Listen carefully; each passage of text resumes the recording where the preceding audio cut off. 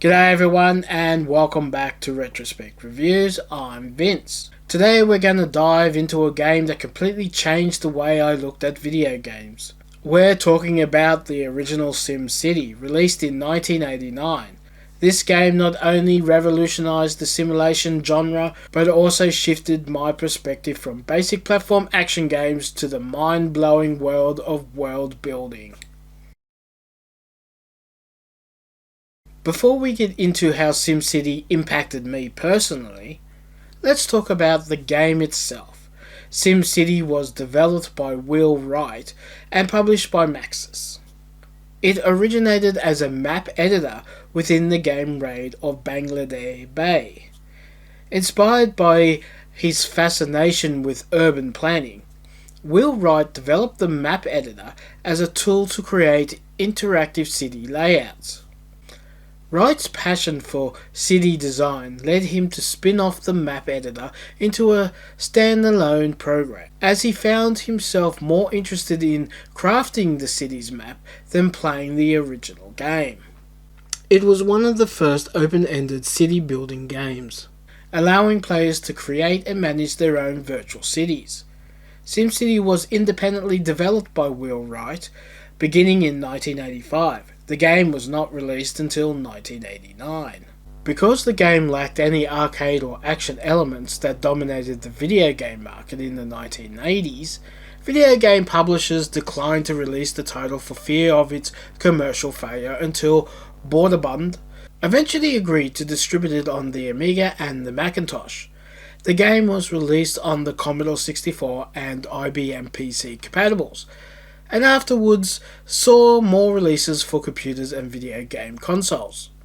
Although the game initially sold poorly, positive feedback from the gaming press boosted its sales. After becoming a bestseller, SimCity was released on several other platforms, most notably on the Super Nintendo Entertainment System. Its gameplay was significantly revised with Nintendo's involvement. Now let's talk about how SimCity changed my gaming experience. As a kid, I was mainly into platform action games. I loved the thrill of jumping, shooting, and exploring new levels. When I first discovered SimCity, it was through a family friend who lived in the apartment above us. While my mother chatted with her friend, whose husband was engrossed in his DOS PC, I couldn't resist the urge to see what was so captivating. His computer boasted an 80286 CPU running at 12 MHz with 1 MB of memory, a 1.2 MB floppy drive, a 20 MB hard disk, and EGA graphic display on a 14-inch monitor. Despite not fully understanding what he was doing, I could hear him alternating between laughter, muttering "No, not like that," and asking why. Intrigued by computers, but having little experience with DOS PCs at the time, I eventually wandered over to his side to get a closer look. Peering over his shoulder, I saw a game with two-dimensional graphics and overhead perspective, featuring zones for commercial, industry, and residential areas, along with a power grid and the ability to construct transport systems like trains and roads. Curiously, I asked, "What is this?" He replied, "SimCity," and proceeded to show me how to play. I was immediately captivated by the concept of building something from scratch and having control over the entire city. While I owned a Commodore 64 at the time, my Commodore 64 swap group didn't have a copy of the game.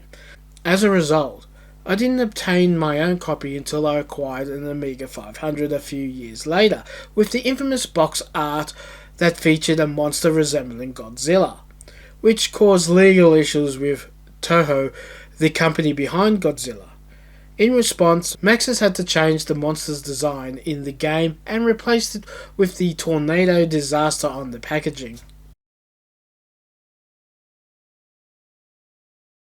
The gameplay of SimCity was unlike anything I had experienced before. Instead of focusing on fast-paced action, the game required thoughtful planning and strategic thinking. The main idea is to create and manage a city without set objectives. Players can zone land for commercial, industrial, or residential use. construct buildings, adjust taxes, set up power grids, develop transportation systems, and take various actions to improve the city. As the city grows, tiny unseen residents called Sims will build and upgrade homes, apartments, and industrial structures, and more. These decisions are influenced by factors like traffic, power availability, crime rates, and closeness to other buildings. For instance, residence areas near a power plant might not attract the high quality housing. In certain versions of the game, like the Super Nintendo Entertainment System and later releases, players can earn special rewards such as the Mayor's Mansion and Casino. Players must also deal with natural and unnatural disasters like floods, tornadoes, and fires, often caused by air disasters or shipwrecks. There is also earthquakes and monsters attacks. Monsters and tornadoes can even cause train crashes by colliding with passing trains. SimCity not only introduced me to a new genre of games, but also changed the way I look at video games as a whole. It showed me that games could be more than just entertainment. They could be a form of artistic expression and a way to simulate creativity. The legacy of SimCity lives on today, with the numerous sequels and spin-offs continuing the tradition of city building simulation games. It's amazing to see a game released over 3 decades ago can still influence the gaming industry today. SimCity was more than just a game to me. It was a transformative experience that opened my eyes to the possibility of video games. It taught me that games could be a medium for creativity and expression, and for that I'll always be grateful. Let me know in the comments if you have any fond memories of SimCity, or if there is any other game that changed your perspective of gaming. And if you enjoyed this video, don't forget to like and subscribe for more content. Thanks for watching, and I'll see you next time. Bye. G'day.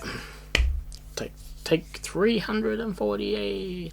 Eventually agreed to distribute it on the Amiga and the Microsoft. Hang on. A 20 megabyte hard drive. As a kid, I was primarily featuring zones for commercial, industrial, and while I owned a C64 at the time, as a result, I didn't obtain my copy until I acquired. Instead of focusing on fast-paced and they could be a form of artistic expression and a way to simulate creativity. It taught me? Let me know in the comments if you have Players must also deal with natural and unnatural disasters like floods and tornadoes and fires. Oh my.